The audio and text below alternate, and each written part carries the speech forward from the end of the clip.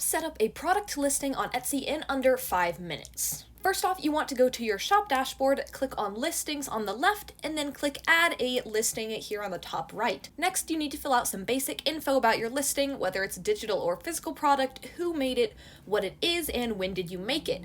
If you have any production partners, like if you design the art and somebody else prints it or manufactures it, then you note that here as well. First off, on the actual product page, you need to add a title. Make it clear what your product is first, while also having some keywords relating to the product itself. Don't just stuff a bunch of random keywords in there because Etsy doesn't really love that. Next, you're going to want to add any photos and videos. Just click here and select your photos, or click and drag any photos and videos into this square. Note that any videos won't have audio, so don't bother talking over it. The next step is to add a description. Talk about what your product is, details about the size, weight, and function. If you have any shipping or return policies, you can note those here as well.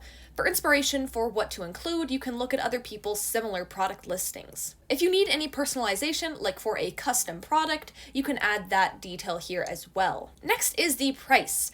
Etsy recently added an estimated profit calculator where you can put in your price and all your costs for that product, and Etsy will subtract all of their fees and tell you how much you'll actually be making. It's a good way to check your profits. Next is the quantity. If you have an infinite amount, like if it's a digital product, you can just add a really high number, or you can add the amount that you actually have in stock, -1 or 2, so you have a few extras in case something gets lost in the mail or something. The SKU is if you want to assign your products a number/letter combo for finding it easily.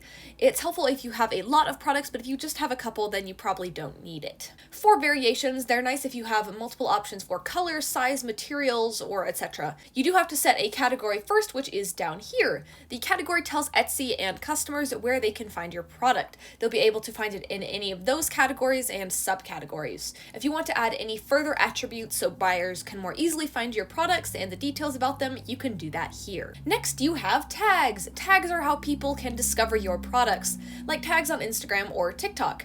Add words that you would use to search for those products. For materials, it's kind of the same as attributes, just a little bit more detail about what is used to make your product. Next up is shipping. For shipping, you can purchase shipping labels directly through Etsy, which is a little bit cheaper than buying them, say, at the post office, and you do need the size and weight of the package. You also need to set a processing time, which is how long it will take you to ship the order after somebody places that order. You also need to make sure to know where your item is shipping from. Next up are just some basic shop settings like your return policy, and you can choose what to set for returns and exchanges here, and it can carry over to other listings as well. Finally is your shop section, where you can categorize your products within your shop so people can find them easily.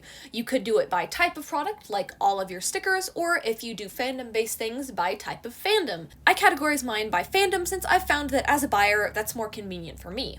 Next, you can also choose whether or not you want to feature your item, which will just highlight it at the top of your shop page. One of the last steps you need to choose is an automatic or manual renewal. Automatic will just sell the product again and again until your quantity runs out. Manual, you will need to publish your listing again every single time that it sells. It's up to you which of these you want to go for.